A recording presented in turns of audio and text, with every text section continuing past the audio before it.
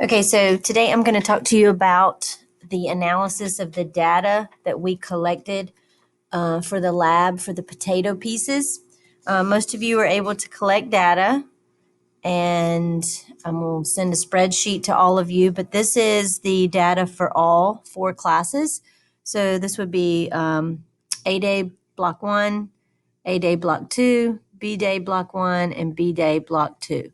What you should notice is the numbers are very similar, but our bottom row, our 2B, looks a little different from everybody else's, and that's because it's a smaller class and people still did not give me their data. So it's a smaller set of data, so it's a little off.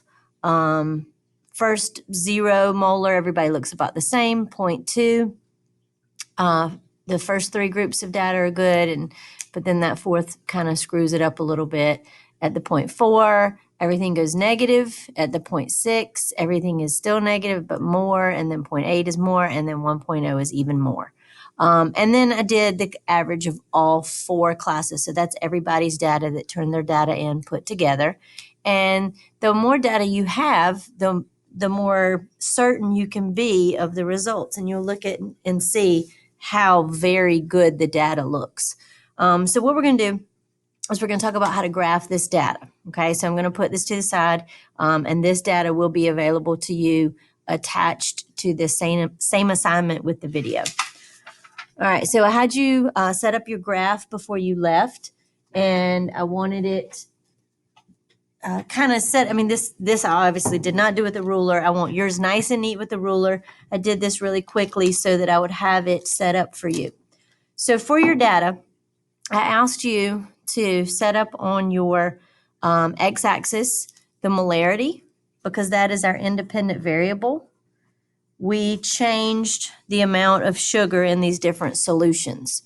And we came up with the measurement based on 1 mole of sucrose and how much it weighed, and then we did our percentages. I'll do a quick short video for those of you who are absent so that you can understand how to do molarity. I'm not going to waste everybody else's time because you were here for the explanation of molarity. Over here on the y-axis, I didn't leave room to write it, and you should definitely write it. This is the percent change, okay? So it would be the percent change in mass, okay? And this is going to be in grams because we used the electronic balance, and it was in grams. So once again, you don't put it on this side. You're going to put it on this, this side of your graph. I just don't have room. You're also going to need a key, and your key should probably go in your upper right-hand corner because there will not be any data over here. And then you also have a title. If you ran out of space, you can put your title in any place. Make sure your title is clear and understandable, nothing weird and cutesy, but nothing like 12 sentences either.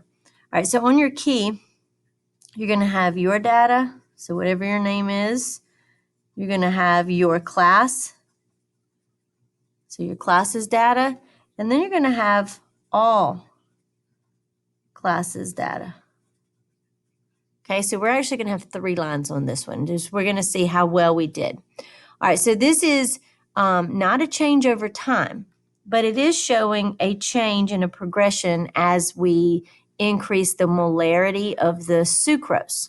So this one is 10% sucrose, and then 20%, 30%, 40%, 50, 60, 70, 80, 90.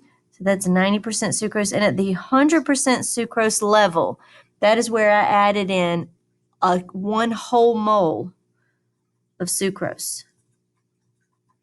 Okay, lots of sugar. The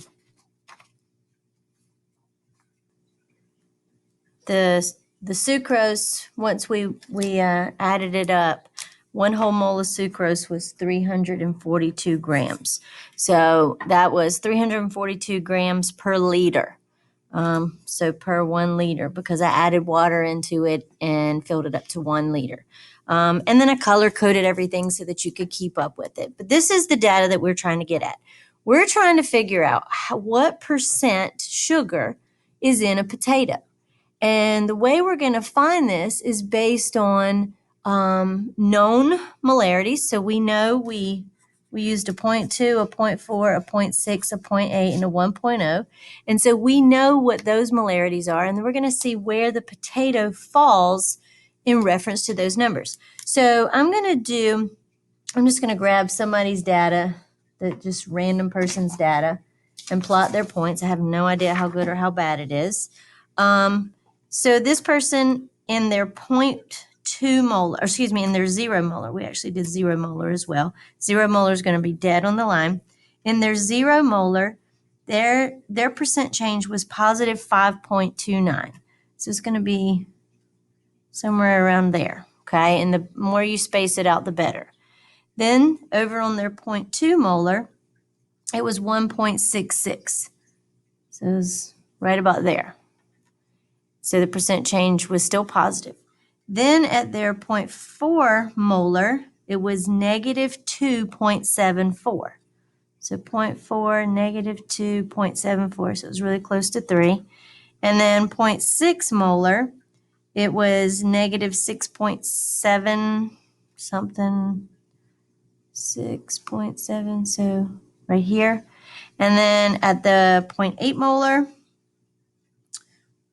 their data was negative 9.09. So right at the little bit over the 9. And then at their 1.0 molar, it was negative 14.7.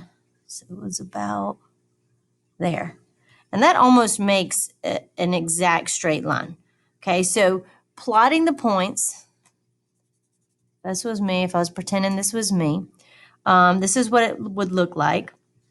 And so the overall trend is definitely negative.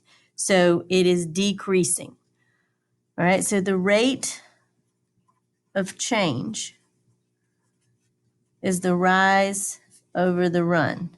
So as it goes from 0 to 1 to 2, it's not perfect, but it's definitely sloping downwards. So if you want to do the rate of change, you do the line of best fit, and then you can pick 2 points on it. And the 2 points I would choose would be the point above and the point below the 0, because that's going to be your good estimate of your rate of change. So you take those 2 points and you take y2 minus y1 over x2 minus x1. And that number should be a negative slope, okay? So this is your personal data for whoever this might be. Then you will do another line and you'll color code it and you'll put your personal class's data. So whatever block you're in, you will plot the points. It will be very similar. Some of you are going to have some weird data. Like one of your points does something strange. Do not change it, okay? Graph it however you put it, okay? Just that's what I want you to do is graph what your data says. You screwed something up and we'll analyze that and we'll talk about that, but I still want you to graph the data, okay?